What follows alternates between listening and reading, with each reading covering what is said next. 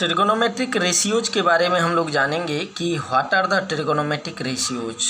तो 6 trigonometric ratios हैं और वो इस तरह से हैं। पहला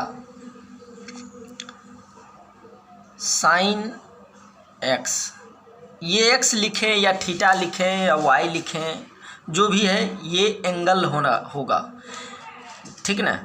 अगर 30 डिग्री है तो साइन ऑफ 30 डिग्री ऐसे पढ़ेंगे, साइन ऑफ 30 डिग्री। ऐसे जनरली हम लोग साइन एक्स साइन 30 इस तरह से अंडरस्टूड होता है कि ये चीज़ है साइन एक्स। दूसरा है कॉस एक्स। अच्छा, ये रेशियोज है, यानी साइन एक्स बराबर हम लोग 10th में पढ़े होंगे P/H होता है, ये B/H होता है। P perpendicular, H hypotenuse, base hypotenuse.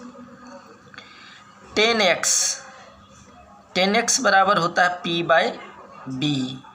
इसको हम ये भी लिख सकते हैं कि sine x divided by cos x, क्योंकि अगर इतना बाई इतना करते हैं तो H कैंसिल आउट हो जाएगा, P/B बचेगा, यानी sine x by cos x हम लिख सकते हैं।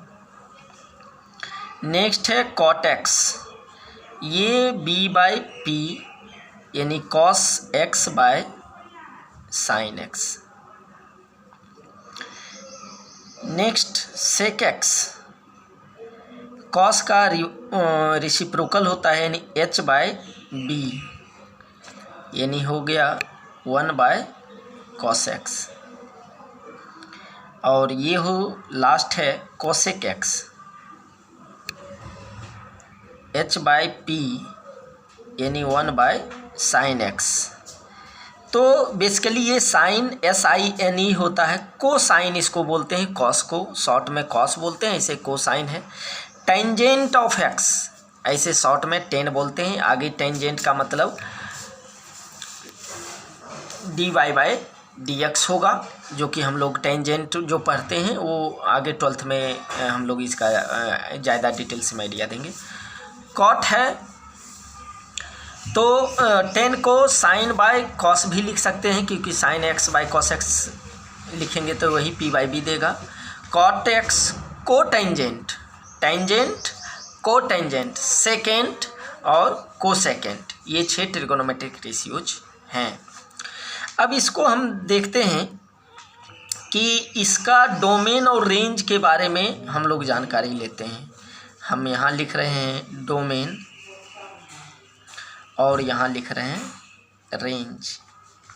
डोमेन वो चीज़ होता है कि ये एंगल में कौन कौन सा एंगल एक्सेप्ट करेगा। जैसे हम लिखते हैं ना रेशनल नंबर को कि P/Q, Q is not equal to 0, यानी डिनोमिनेटर में 0 एक्सेप्ट नहीं करता है। तो वो उस चीज़ को डिफाइन करने के लिए होता है कि हम कोई भी अगर रेशनल नंबर लिख रहे हैं तो न्यूमरेटर और डिनोमिनेटर में लिख रहे हैं, तो डिनोमिनेटर का कोई भी वैल्यू 0 अगर है तो 0 एक्सेप्ट नहीं करेगा, तो उसके लिए वो रेशनल नंबर डिफाइन है। तो उसी तरह साइन एक्स में एंगल ये कोई भी एंगल एक्सेप्ट करेगा, यानी डोमेन यानी कोई भी रियल नंबर हम रख सकते हैं एंगल में, और इसके अगेंस्ट में जो रेंज देगा वैल्यू, मिनिमम वैल्यू क्या देगा, मैक्सिमम वैल्यू क्या देगा, वो रेंज कहलाता है ना। तो ये -1 से 1 रेंज देता है। ऐसे भी इसको हम लोग जज कर सकते हैं, सोच सकते हैं कि क्यों -1 से 1 होगा। परपेंडिकुलर है तो P ट्रेंगल, हाँ, तो हम लोग की रेंज -1 से 1 क्यों होगा, क्योंकि कोई भी एक ट्रेंगल अगर हम लेते हैं, राइट एंगल ट्रेंगल है,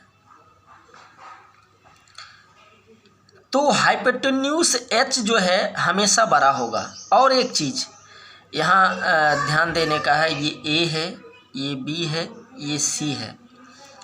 तो जो एंगल हम एक्सेप्ट यहाँ ट्रेंगल में लेंगे, ये एंगल इसके अपोजिट वाला परपेंडिकुलर होगा। ऐसे अगर हम लिखें कि साइन C बराबर, तो ये एंगल डिनोट कर रहे हैं, ये एंगल साइन C, तो इसके लिए परपेंडिकुलर AB/AC होगा। क्या होगा? AB/AC। अगर ये हम कहें कि साइन ए बराबर क्या होगा, हम यहाँ लिख रहे हैं साइन ए बराबर क्या होगा, तो ये एंगल के लिए ये परपेंडिकुलर होगा क्योंकि p/h होना है, तो इस एंगल के लिए ये परपेंडिकुलर। तो जो भी एंगल कंसीडर करेंगे राइट एंगल में, उसके अपोजिट वाला जो साइड होगा वो परपेंडिकुलर उसको हम लोग मानेंगे, और बाकी एक तो एक परपेंडिकुलर होगा, जो सबसे बड़ा होगा वो हाइपोटेन्यूस होगा, उसके बाद जो बचा है बेस बचा। तो इसके केस में साइन ए के केस में BC/AC ये लिखेंगे। ये सारे ट्रिगोनोमेट्रिक रेशियो के लिए वैलिड है कि जो भी एंगल कंसीडर करेंगे उसके अपोजिट वाला साइड परपेंडिकुलर कहलाएगा। तो ये परपेंडिकुलर जो है सो हमेशा h से छोटा ही होगा। तो न्यूमरेटर अगर छोटा हो, डिनोमिनेटर बड़ा हो, तो वो वैल्यू कभी 1 से बड़ा नहीं होगा। होगा कभी अगर न्यूमरेटर छोटा है डिनोमिनेटर बड़ा है तो। हाँ, लिमिटिंग केस में एक ऐसा ट्रेंगल, लिमिटिंग केस का ट्रेंगल लेते हैं जहाँ h और p बराबर हो जाए, तो उस केस में ये वैल्यू क्या दे देगा, 1 देगा। 1 से बड़ा कभी नहीं देगा। तो अभी तक 10th में फर्स्ट क्वाड्रेंट में पढ़े थे हम लोग एंगल्स, जब सारे क्वाड्रेंट में पढ़ेंगे तो निगेटिव वैल्यू भी देगा, जितना पॉजिटिव दे रहा है उतना निगेटिव। तो मैक्सिमम अगर 1 दे रहा है तो मिनिमम -1 भी देगा। सिमिलरली कॉस का भी डोमेन जो है सो ये सारा वैल्यू एक्सेप्ट करेगा और रेंज भी सेम होगा -1 से 1। 10 के बारे में जानते हैं। 10 का डोमेन क्या है, 10 में देखो sine x by cos x है, तो कॉस x जो है ये 0 हो सकता है।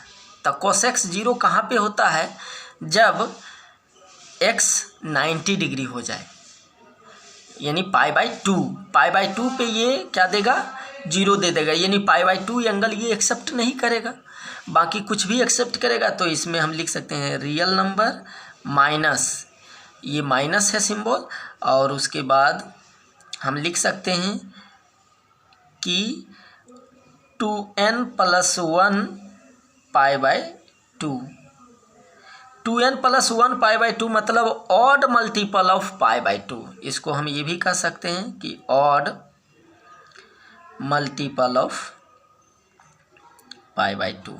ये एक्सेप्ट नहीं करेगा, बाकी कुछ भी करेगा। और ये जो रेंज देगा ये रियल नंबर, कोई भी रियल नंबर ये रेंज वैल्यू दे सकता है। तो अगर कहें कि क्या साइन 10 जो है सो वैल्यू दे सकता है 200, तो हाँ 200 देगा। साइन दे सकता है 200 वैल्यू नहीं देगा, क्योंकि साइन का रेंज यहीं से यहीं तक है। ये कोई भी एंगल रखेंगे -1 और 1 के बीच में ही रहेगा, उससे ज़्यादा हो ही नहीं सकता। सिमिलरली कॉट का है तो डोमेन होगा r - n π, यानी इंटीग्रल मल्टीपल ऑफ पाई पे ये एक्सेप्ट नहीं करेगा। इसको हम कह सकते हैं इंटीग्रल मल्टीपल ऑफ पाई। इसके अलावे ये सब कुछ लेगा, लेकिन ये छोड़ के, माइनस का मतलब इसको छोड़ के, और ये रेंज देगा कोई भी रियल नंबर। सेक 1/cos, तो 1/cos यानी इसका उल्टा हो जाएगा, है ना। तो कॉस जहाँ जहाँ 0 देता है वो वैल्यू एक्सेप्ट नहीं करेगा, यानी 10 वाला ही डोमेन होगा, यानी r - 2n + 1 π/2। और ये जो रेंज देगा, जो कॉस का रेंज दे रहा था उसके अलावे देगा रियल नंबर। इसके अलावे क्या क्या बच रहा है, तो रियल नंबर सब कुछ देगा, माइनस क्या छोड़ के, -1 से 1 को नहीं देगा, उसके अलावा ये सब कुछ देगा। ये साइन नीचे है तो साइन जहाँ नीचे इसमें भी था इसमें भी है, यानी साइन जहाँ 0 होगा वो नहीं एक्सेप्ट करेगा, बाकी सब कुछ, यानी कॉट वाला डोमेन होगा, यानी r - n π ये एक्सेप्ट करेगा। जैसे हम कहें कि क्या साइन 180 कॉसेक 180 डिग्री वैल्यू होगा, तो 180 पे ये डिफाइन है, एक्सेप्ट ही नहीं करेगा, ये ले ही नहीं सकता है ना। तो उस तरह से हम इसका रेंज भी सेम होगा साइन का वैल्यू छोड़ के, यानी -1 से 1। ये स्मॉल ब्रैकेट कैपिटल ब्रैकेट जो दे रहे हैं ये आगे हम पढ़ाएंगे इंटरवल्स में, कि ये कैपिटल ब्रैकेट का मतलब होता है कि -1 और 1 भी इंक्लूडेड है, और इसके बीच में जितना नंबर है सब, जितने इनफाइनाइट रियल नंबर होता है तो उसके बीच का सब, और -1 और 1 भी जुड़ा हुआ है। इसमें है कि स्मॉल ब्रैकेट में कि -1 और 1 को छोड़कर इसके बीच का जितना वैल्यू है सब, है ना, तो उस तरह से है। तो ये ट्रिगोनोमेट्रिक रेशियोज हुआ, डोमेन और रेंज हुआ। अब हम थोड़ा सा हर एक क्वाड्रेंट में कौन पॉजिटिव कौन निगेटिव होता है वो जान लेते हैं। तो ये वाई एक्सिस, ये एक्स एक्सिस। तो हम लोग कोऑर्डिनेट ज्योमेट्री में पढ़े हैं कि एक्स को हम मान लेंगे कॉस और वाई को मान लेंगे साइन। तो जहाँ जहाँ एक्स पॉजिटिव वहाँ कॉस पॉजिटिव, जहाँ वाई पॉजिटिव वहाँ साइन पॉजिटिव। तो फर्स्ट क्वाड्रेंट में एक्स और वाई क्या होता है, दोनों पॉजिटिव होता है, तो यानी साइन भी पॉजिटिव और कॉस भी पॉजिटिव। सेकेंड क्वाड्रेंट में एक्स निगेटिव होता है, यानी कॉस निगेटिव होगा, और साइन पॉजिटिव, यानी साइन पॉजिटिव कॉस निगेटिव। इसमें दोनों निगेटिव होता है, तो यानी साइन भी निगेटिव और कॉस भी निगेटिव। इसमें एक्स पॉजिटिव यानी कॉस पॉजिटिव, वाई निगेटिव यानी साइन निगेटिव, ठीक है ना।